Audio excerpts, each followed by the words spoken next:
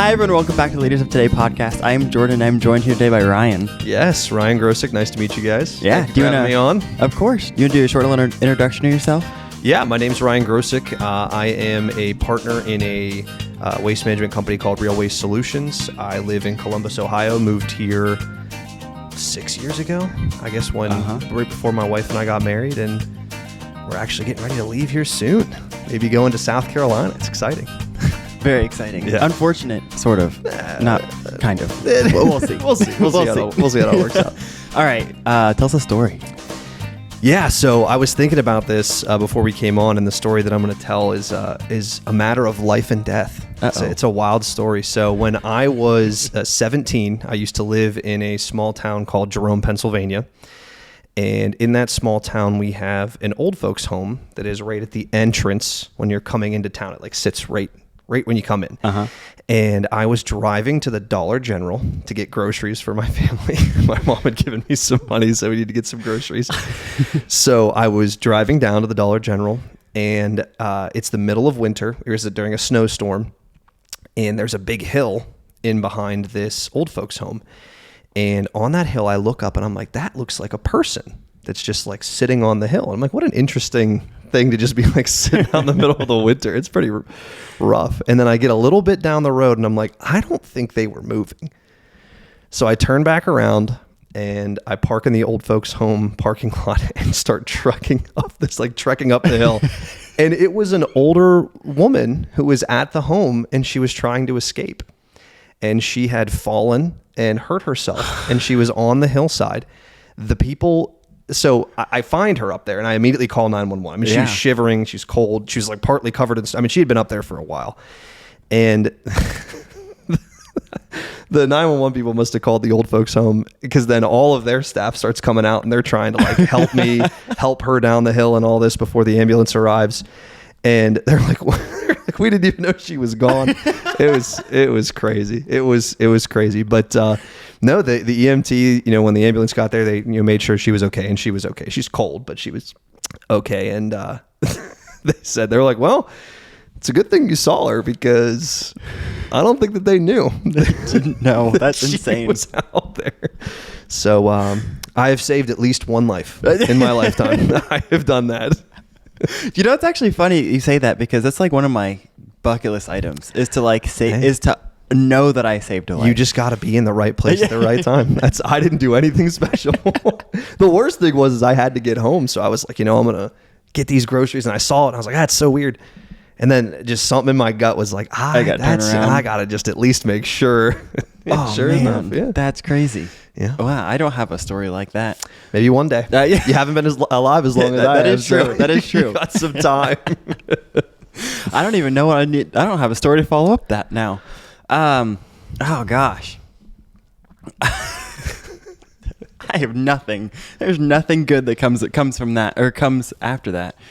I should have went first. You should have went first. Should have went first. We can edit it so it sounds like you went first. No. Well. I really have nothing. Dude, I just thought of another story. I was just thinking about... You do two stories. You do a story for me. We just did this introduction, and I remember when you were like, introduce yourself. And I said, my name is Ryan Grosik. It's nice to meet you all. It's just a camera. I have met no one. There is no one past... There are people watching on the camera. Yeah, but I'm not meeting them. I'm just here. And I know you. I didn't need to meet you. That is true. You didn't need to meet me. It's just the way we start off. Nice to meet you guys. Nice to meet you guys.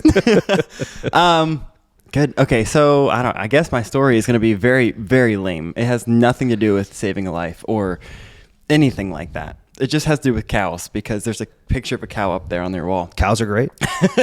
So I have gone on... my uncle owns a farm in North Carolina. So they have a whole bunch of cows and a few bulls. And so when I go on vacation with them, I just go and do farm work. It's honestly kind of the best, because I don't know, I just love it. It's so much fun. Physical labor. It underrated. It just lets you be.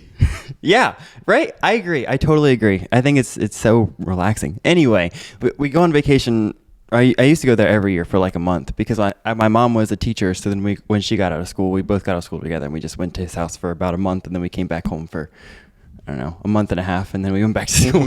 That's just how we always did it. Yeah. But one year it was just me. I had gotten a little bit older, so it was just me when we went down, and we went on a trip within my trip. So everybody, my uncle and his family, we all went to on a trip to, I think it was UNC. I think that's where we ended up going. Nice. But on the way, we stopped at another cow farm, and it was a dairy cow farm, and we called it them Oreo cows, and they were black on the outside and white in the middle. And I don't know what made me think of this, but they just had the best ice cream there. That is my story. It was just really good ice cream. Ice cream's good. Ice cream is good. One of my relatives had a dairy farm for a long time, and I don't think that I ever got to have any ice cream from their dairy farm. Really? I know they had it, but I don't think I ever. That's partook. So unfortunate. Yeah. Man, I have a rule that if someone offers me ice cream, I can't say no. I mean, yeah, ice cream is amazing. I just love ice cream. I don't like most other desserts, but I love ice cream. It's my thing. Ice cream is good. It's up there. It is a top tier ice cream. It is a top tier dessert. All right, let's jump in. So tell me about your plans coming out of high school and then how you ended up where you are now. Yeah, so I intended to be a doctor. Yeah. That was my goal for a majority of my life. I probably, from the time I was 12, 13, all the way through most of college, thought I was going to go be a physician. So I was working, doing shadowing hours in the hospital when I was in high school. I had every plan of going to college, getting a pre-med degree, going to medical school.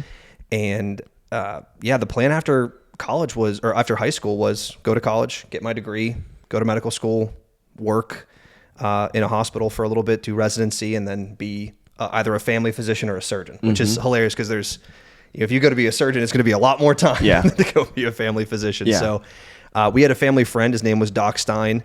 He had his own practice, a family practice in Cresson, Pennsylvania. Okay. So I would go shadow him. He had some other physician friends that he let me shadow at their offices too. And that was the plan. Go be a physician. And obviously that's not what I'm doing. So after high school, that was the idea. Go to college, do all this. Probably midway through college, I met my now wife. And about a year into us dating, I knew we were going to get married. I knew that we were going to have a life together. And I remember sitting in my dorm room thinking, I had told her parents I was going to be a physician and all this, and, I'm thinking like, they're like, take care of our daughter. Everything will be fine. Yeah. And I'm sitting in my dorm room and I'm like, I don't know if I want to do this. It just seems I'm going to be like 30 when I start actually working. And that just seemed, and I enjoyed school. I liked learning. I still am I like to read and learn about medicine. It's something that fascinates me. You're always reading articles Yeah, but it just, the idea of like, I got to do 4 more years of school and it's going to be way harder than anything I've ever done. Yeah. And then on top of that, I have to go to residency. I'm not going to make that much money during residency. I'm probably going to go into even more debt after I leave college. And I remember thinking, do I want to be a physician or do I want to be a husband and a father? Yeah. And I was like, I think I'd rather be a husband and a father. I think I'd be better at that than being a physician. So I told my wife, I was like, at the time, my girlfriend, I was like, I don't think I'm going to go to medical school. And she was like, that's great. Let's not do that. And I was so worried she was going to be disappointed. I told her parents, I thought they were going to be disappointed. I told my parents, and everyone was like, hey, like do what you want to do. And, now being a partner at a waste management company, I've worked in waste management for the last about 6 years, and it's been way better. Yeah, you'd think trash wouldn't be very fun, but it's interesting. There are twists and turns. I always. It's a great introduction when you meet customers. Yeah, hey, my name's Ryan Grosik. I wanted to be a physician, and now I'm in the trash industry. I'm here to sell you some service to get your trash picked up. Leaders of Today, the nonprofit, gives away microgrants to 14 to 25-year-olds. So if those students have an idea of something that they want to do to change their community, Leaders of Today will give them a microgrant of up to $1,000 to go and do that project. This year, Leaders of Today has added an education component of our nonprofit. We have developed a leadership curriculum discussing our 7 values: leadership, generosity, teamwork, innovation, networking, service, and fun. These videos can be found on our YouTube at Leaders of Today CO. We also have used this curriculum to host 2 summer programs for both high schoolers and middle schoolers, as well as an annual high school conference. We are now expanding by developing a 7-week high school leadership training. Cohorts will meet weekly to enhance their leadership skills. To learn more about Leaders of Today, you can visit leadersoftodayco.com. So how did you make up your mind then? Was it just you just realized when you were in your room one day, or was it It was a couple months. I had thought, I was thinking through, it was right before I took the MCAT. So I had already, paid for it and been preparing. And I was thinking to myself, I'm going to be 30 couple by the time I actually start working. Like, I'm my own physician. I'm doing my own thing. I don't have to be, underneath an attending physician. And I was like, man, is this really what I want? Like, is this truly what I want? And medicine has changed so much from the time that I was in high school to even when I went to college, where physicians are no longer the main point of contact for a patient. So most of the time you're meeting with, like a nurse practitioner or a PA, and the doctor may see you for 2 minutes. Yeah. And that's not what I wanted. And at that point I had already gone through most of college. So to go back and be like, I'm going to get my PA degree would be, it just was too much time. And I kept thinking, I'm going to lose so much opportunity that if I could do something immediately. And I had no idea what I was going to do. I decided not to go I had already taken the MCAT. I scored decently well. I had been accepted to 2 medical schools. And so I guess actually I said that was my junior year. It must have been my senior year is when I was like, I'm not going to do this, because I had already been accepted to medical school. And I messaged both of the schools and was like, I really appreciate it, but it's going to be a no from me. And it wasn't like I'm going to do something else. It was just like, I don't think I want to do this. It was too much. The more I thought about it, the more it was, am I doing this because it's truly what I want? Is this truly what, the career path that I want? Or is it because I want people to think I'm smart, I'm important, I'm this? And that's so good. I was like, man, it's just not worth it. Yeah. Like, you could do something way better you still help people, because that was a part of it. Like, I wanted to be able to give back. Yeah. And I was like, I could do so much more maybe if I didn't not waste, just in my mind, it would have been a waste to go, another 12 years before I could work. So yeah, it was a sudden decision though. Doing it yourself now, would you? Yeah, I would be a resident right now.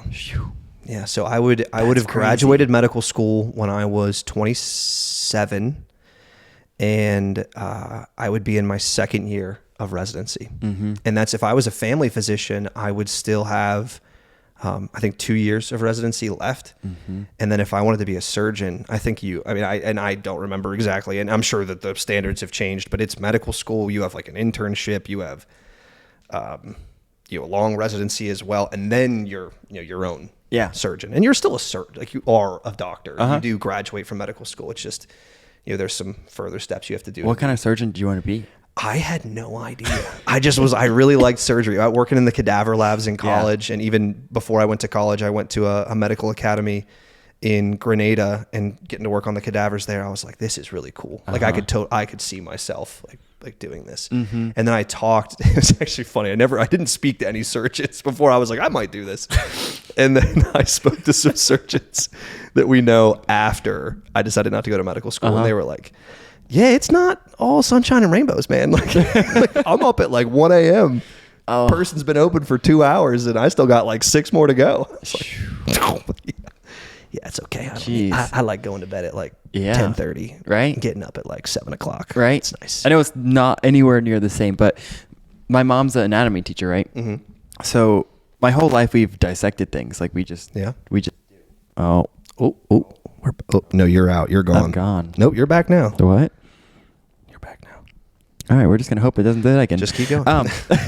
So my whole life we've dissected things. So when I was I think it was in 7th grade, I went to some science something at Wright State, and like I held a human brain and like lungs, and like we got to dissect things while we were there. And like when my every once in a while she'll just like bring home things, and even now we'll just like cut them open, like, ooh, what does this look like? Just like, take it open, the inside of a cow eyeball, or like one time we had the heart, lungs, intestine, and stomach of a cow. Yeah. And so like it was giant. Oh yeah. And so we dissected that one day. It was just, but I will walk inside my house sometimes and just it'll organs on the table. Yeah. And I don't think it's weird.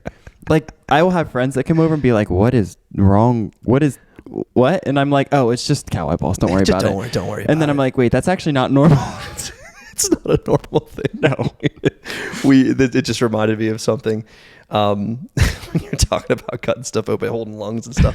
When I was in high school, I went to the college that I ended up going to, St. Francis University. They had a science day that you could go to as a high school student, and they would take you through a bunch of different STEM fields, and one of them was the medical field. They're a really big PA school. They have a huge nursing program, so they had some prospective students go into the cadaver lab.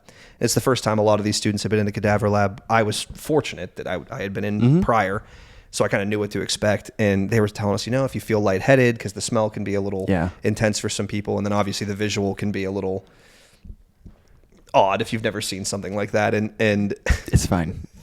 Take this cadaver out, and there's a whole bunch of like 17, 18-year-old students, and there was a group of girls from a school that was next to me, and then I had kind of been lumped in with a group of guys, and they start passing out the organs. You can hold a human lung, hold a human heart, and they had the lung, and I remember thinking in my head, I'm like, well, this lung seems like really tiny. I was like, I wonder if it's just kind of like full of liquid and a little, so I was like, I wonder if it's like a sponge, and I just squeeze it, get some of that liquid out, and then it'll expand. So I squeezed it, and some of that juice went all over the girl next to me.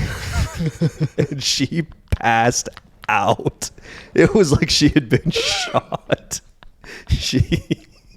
I felt so bad. It sprayed on her, and I was like, oh. And she, eyes back of the head, collapsed. Just crumbled. And they were like, what happened? And I was like, I don't know. Thankfully, she was okay. She, they got her out of the room into a chair, and she was fine. And I apologized. And that's so funny. She did ask. She was like, "Why would you squeeze the lung?" And I was like, "I'm going to be honest. It seems like it's more. It's like morbid curiosity." So I was just like, I don't know. I just squeezed it, and it got you.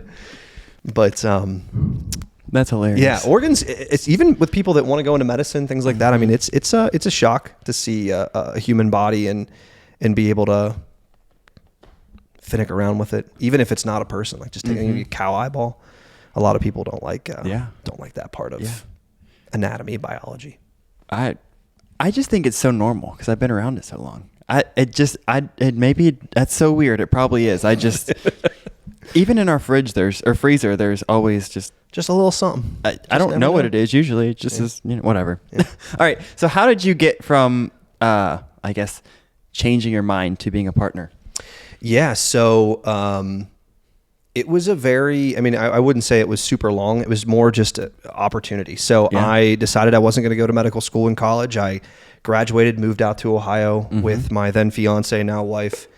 I actually lived at her parents' house from like end of August until January that next year. So it was a few months. And in that time, I was still thinking about medicine. Maybe it would just be a different path. And I really liked like molecular biology and other things that I had done in college. So I went into and I'm going to forget the name of it now, but it was basically the processing lab that they had at the Wexner Medical Center. Okay, yeah. So we'd process samples to check people to see what bacteria or anything were growing in there for anyone that had an infection, so they could be treated. And I did that for a few months and hated it. Hated it. I loved the lab in college. Hated it as a job. Was not fun. Did not enjoy it. And decided. People in college had told me like maybe you would be really good in business. Like, maybe, are you sure you want to be a doctor? What if you like went into business? What if you did something in sales? So I was like, well, I mean, maybe I'll give it a shot. And I interviewed I interviewed at 3 door-to-door sales jobs. One was for Verizon, one was for AT&T, and the other was for an energy company called Brio. Okay. And it was basically an energy company that worked with ExxonMobil here in Ohio for people, you could you change where they elected to get their electricity from the grid from, so that they would, they're only paying for ExxonMobil, not from just the general whatever. And I did that door-to-door sales job. I trained for a month. And the first day out, they told me, for a week, you'll probably make, 2 or 3 sales. Like for a month, if you get over 10 sales, you got a bonus. And they said most people will probably get like 8. And in the first day, I signed up 13 people. And I came back and they were like, did you like just fake this? Like, what is this? And I was like, I mean, no, I think you just talk to people. And it was good because I was down at Ohio State's campus. I was going around to a lot of the student housing there, and the students, you just kind of explain like, hey, I could just, and it wasn't trying to be, scummy or have somebody do something that wouldn't be beneficial to them. I'd be like, if you can show me your AEP bill, I mean, I'll just tell you if you'll save money. Like if it'll literally just be better for you. Because for a lot of people, if you're paying the general average cost, it was higher than paying specifically from one company, because that general average cost would have companies like green energy companies that they charge you a premium to get that energy. But that all goes into the grid. So yeah, these students would give me their bill. I'm like, yeah, man, I'll save you like $100 a month. And they were like, I mean, yeah, in college, $100 a month, man, you could do some wild stuff with $100 a month in college. So, Sure can. So yeah, I was just talking to and these kids were a year, 2 years younger than me. Did that, was very successful at it for 2 weeks. And my father-in-law at the time owned a waste management company here in Columbus. And that job, obviously door-to-door sales, there's no benefits, you're straight commission, there's nothing. And Allie and I were getting married in April. And this was in like end of January. And he was like, do you want to potentially work for me? And I was like, heck yeah, man, I get a salary, I get benefits. Holy, let's do it. And so I took that job. I worked there for 4 years, 3-4 years until it sold. And then after that sale is when the company that we have now, Railway Solutions, started. So it was it was crazy. I did very, very well right off the start when I started working for my father-in-law. And I remember about a year in, I was like, so Rob, if this wouldn't have worked, would you have fired me? And he was like, absolutely not. I'd never fire you. And I was like, really? He's like, yeah, it'd be weird in a family situation. I fire you. Like, it's just a whole thing.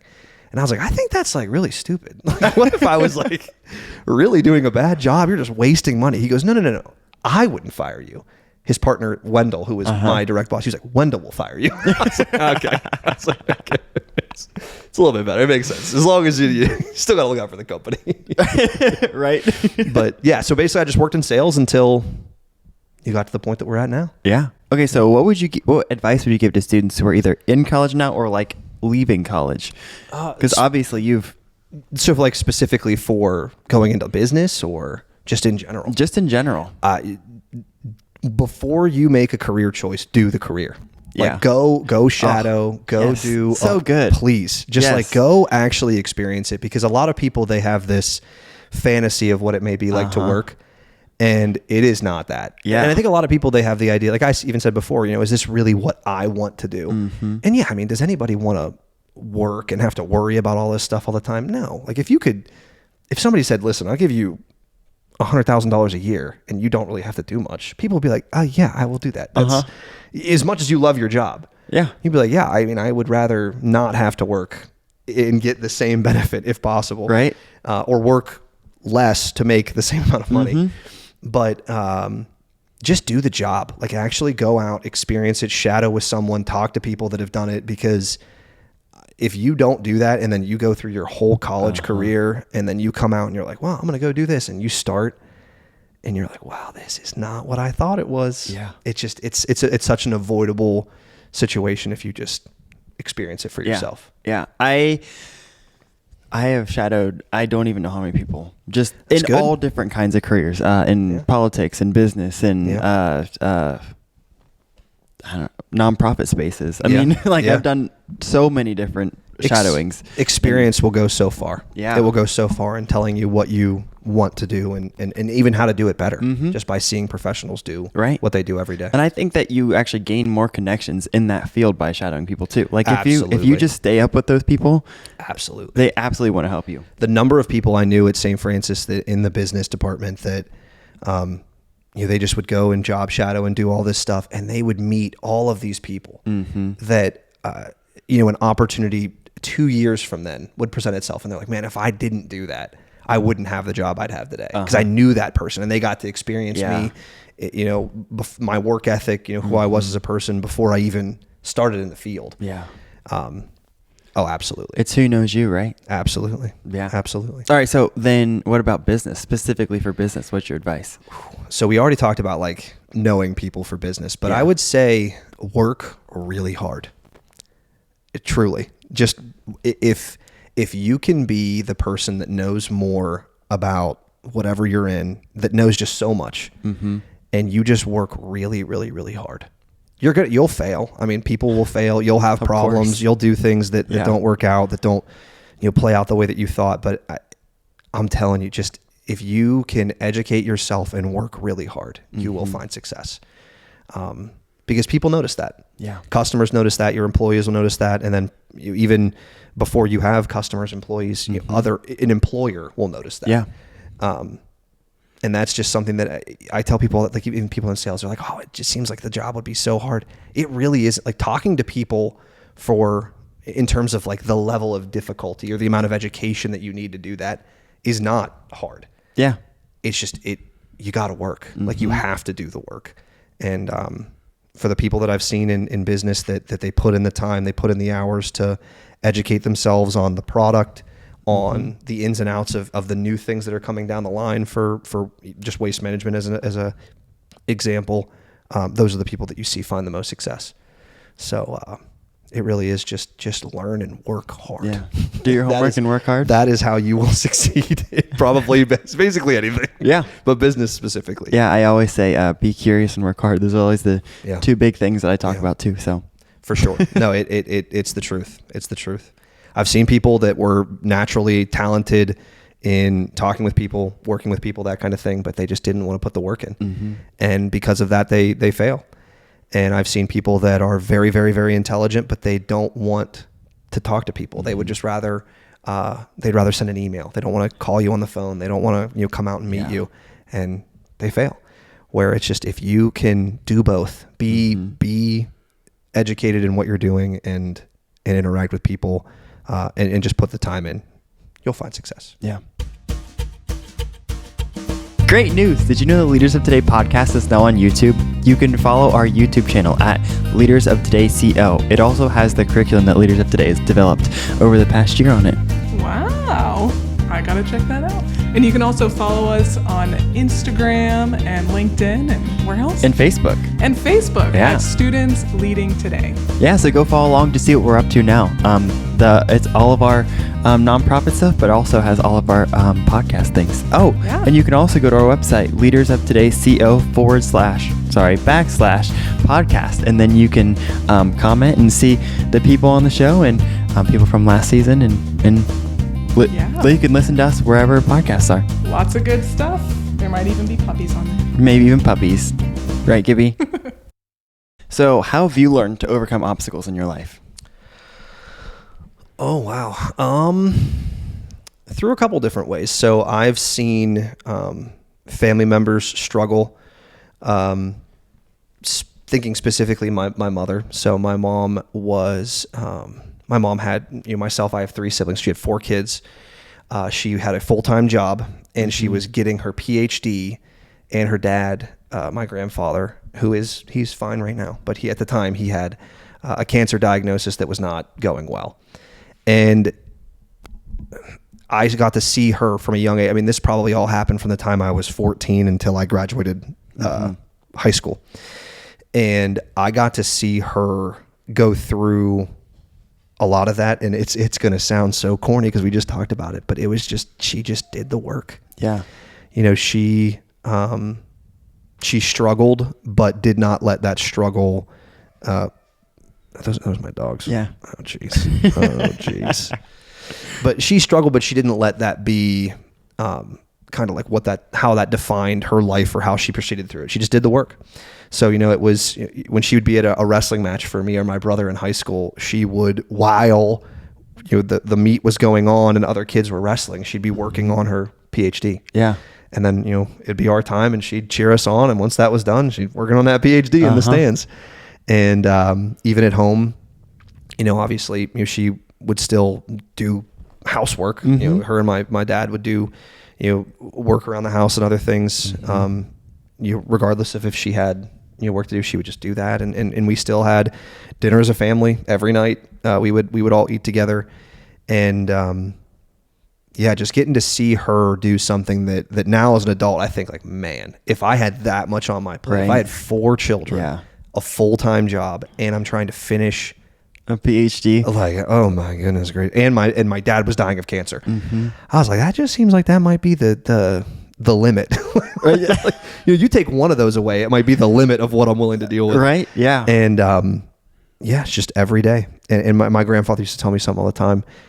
It's just minute by minute, hour by hour, day by day. And that's just when struggle comes, when failure comes, which it will inevitably come, just minute by minute, hour by hour, day by day, just work to be better. And I just say probably the way that I learned to deal with, to overcome obstacles is just seeing family struggle and how they dealt with it, which is just work. Yeah. Just move forward. Don't let it be the thing that defines you. How do you keep like joy in those moments then? Or do you? I think it's tough. I mean, I think that there's a lot of people that they try to find, joy in everything that they do, which is impossible because there are going to be things that you do not have a joyful experience doing. Like, who enjoys taking the trash out? Like, who enjoys, loading the dishwasher or doing like general, it's just work that needs to be done. It's kind of like the old saying of like, you got to eat your vegetables. It's just like things that, if you're going through a tough time, like there are things that need to be done. So let's eat our vegetables. Let's get this done. And then we can move to the thing that we enjoy. Let's do the thing that isn't very fun at the start. So then we can move to relaxing or enjoying time with your family or whatever that would be. Yeah. If you could tell your younger self something, what would it be? If I could tell that things will be okay. Yeah. When I was younger, and even now I still have a little bit of this in me, where I was constantly worried about what people thought about me. Do people think that I'm smart? Do people think that I'm a good person? Do people think that I'm successful? And I was so enveloped in what everybody else thought about me for a very long time that even when one person would say something, you're in high school, people are going to say things to you that are mean or whatever. And, one person would say something, it would destroy me for a week, for a month. I would just think about, oh my gosh, I'm like, so whatever. They're right. I am that. And as I got older, and I'm not going to say that I don't care about what people think, because that's not true at all. I have people that I very much value what their opinion of me is. Yeah, absolutely. But I think that present yourself in a way, I try to present myself in a way that if somebody were to say something insulting about me, it really doesn't hurt. It's just kind of like, okay, well, they don't know me. They don't know me as the person that I am, especially if somebody says something like really crazy. I'm like, maybe there was an experience that isn't truly me. Yeah. Or they're just upset. I would just tell myself that like things will be okay. That we're gonna do what we believe is right. I would like to think that I live a moral life, that I try to do things from a moral good in terms of the perspective that I take. And if people take issue with an action that I believe is the morally good thing to do, then I'm not too worried about it. Yeah. So clearly that's harder said than done, right? Absolutely. So then how did you, I guess, figure that out for yourself? Is there like a step that listeners could take? I remember oh crap, what'd you say? Oh, the audience that our audience nice that to you meet just you. met. Nice, Yes, that you just met. Meet everybody. I was probably 16, and I remember. So for a majority of my life growing up, I was tall, but I was very thin. Mm-hmm. So I didn't have a lot of meat on my bones, and I would get made fun of for being super thin. I would get made fun of because I think from the time I was like 11, I had a mustache, which at 11, like you can't give a tall, thin kid a mustache. It just, you can't do that to him too. That's too much. And so you people would just make fun of the way I looked.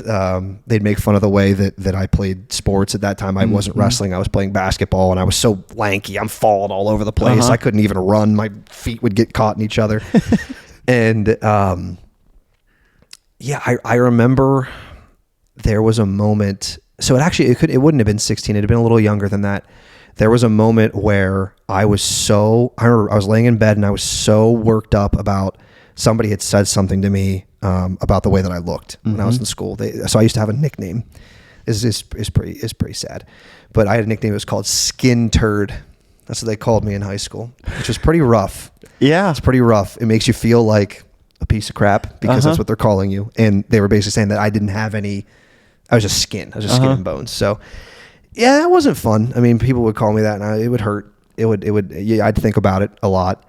And I remember being so upset and just like, man, I am a piece of crap. I'm not really worth much. I do well at school, but I'm not like the typical popular kid. Mm-hmm. And I was just so sad. And then I remember laying in bed. I had just finished a long Call of Duty session with some of my friends, and I was laying in bed, and I remember thinking I had so much fun while I was playing that game with them, and I wasn't thinking about, what do they think of me, this, that, I was just enjoying myself.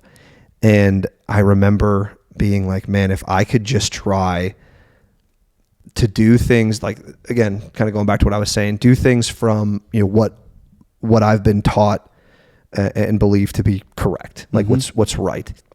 And I can enjoy myself while I do that, knowing that I'm doing the right thing. Yeah.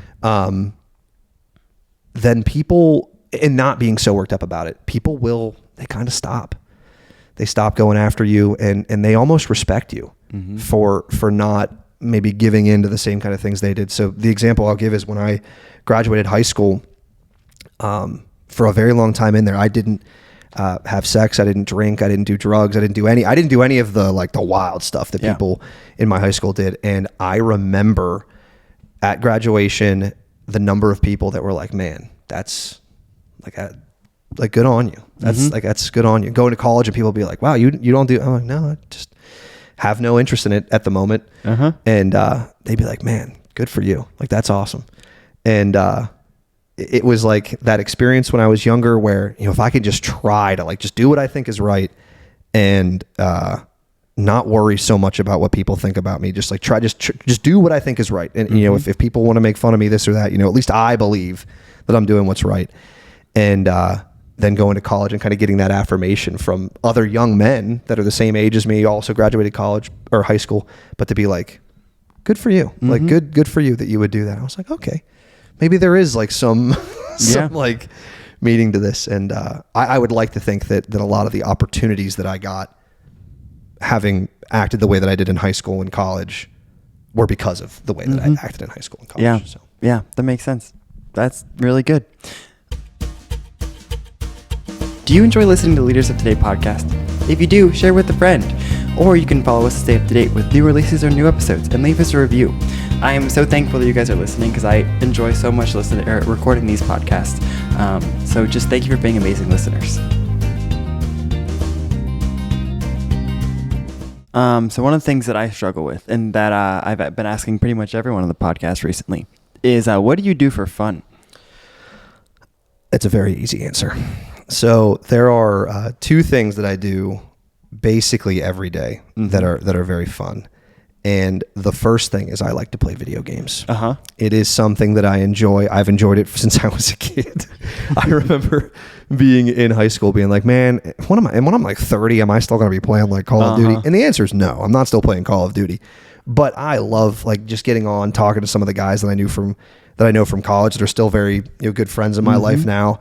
And just being able just to like play a game together. Yeah. And so there's that. And then also just being with my wife. Yeah. She provides me, more peace and joy than I think anything in my life. And both of the, just to be able to go do something with her, experience something new, go to a new restaurant, eat new food, whatever it is, sit downstairs and watch a show. It's just nice to have that like connection with somebody. It brings me a lot of joy and fun. Yeah. So Allie was on season 1. She interviewed me at the beginning of this season. So there you go. So Allie's been on the podcast a lot. Yeah. Allie is a participator. Yeah, she is. So how do you define leadership? Oh, that's a good one. So I feel like for me, if someone's going to be a leader, it's the person that recognizes that they can't do everything.